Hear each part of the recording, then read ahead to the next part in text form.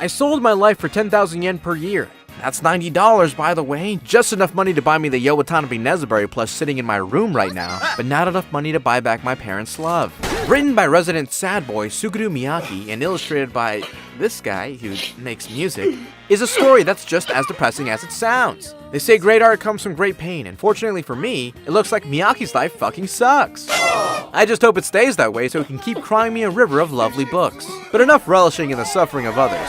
What is this? Veterans Day? Get addicted to cigarettes. I have a pretty hard time deciding what to pick next for my figuratively literal mountain-high watch list, and because of this, I've resorted to just letting pretty pictures and Discord wife gambling decide for me.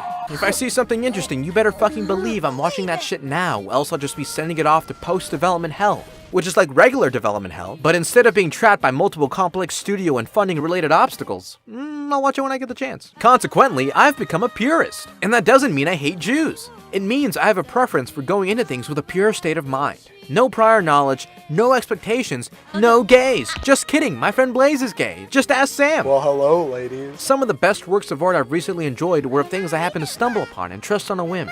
I'm like a hyped little child with a tight little bod and a Toys R Us running aimlessly down every aisle without a care in the world, without a goal to reach, and without actually buying anything. Nangarok just kept suggesting me shit and I figured one of these had to be great, and wouldn't you know it, that's how I found this 18-chapter gem. Smoke. Jumyo wo kaitote morata ichinen ni tsuki 1,000,000 yen de is about the best title and summary this manga could ever have. It's short, sweet, and to the point, just like my manifesto.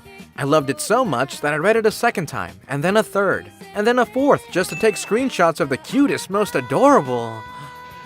Hold on. Miyagi? Miyagi? The Pillows?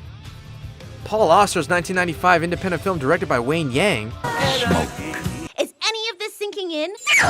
Every writer uses their own experiences for their stories, but with I sold my life for 10,000 yen per year, there are several oddly specific moments that feel more like venting than just trivial anecdotes.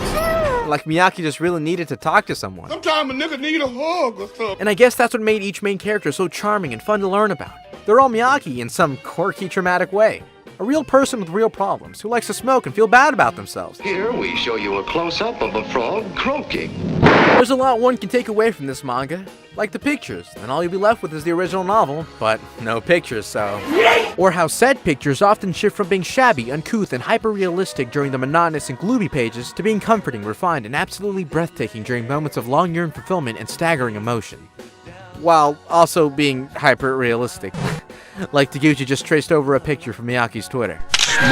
The tale of Jumyo wo kaitote morata ichinen ni tsuki 1,000,000 yen de is a bleak one, but in the daunting pages of regret and torture porn for my self-esteem, I found sympathy, solace, and most importantly, sufficiency. Not only in the conclusion, but in the critical moments of the characters growing as people. Because they are people, and just like the rest of us, they don't start off as bad or good, they just are, until the situations happen, and then they aren't. Everyone has room for redemption and revelation, and the beautifully cruel thing about that is when they get it, just as everything comes to a close. Except for this lady, she's a bitch! But that's only a small plot detail, so I don't mind saying it. It might seem like it, but I'm not telling you to read this. I'm telling you that I've read it, and that I cherished every page of it, and that I had to tell someone. But, are you happy? You seem sad. If you answered yes, then don't waste your time reading books. And if reading books makes you happy, Ecstatic. are you really happy?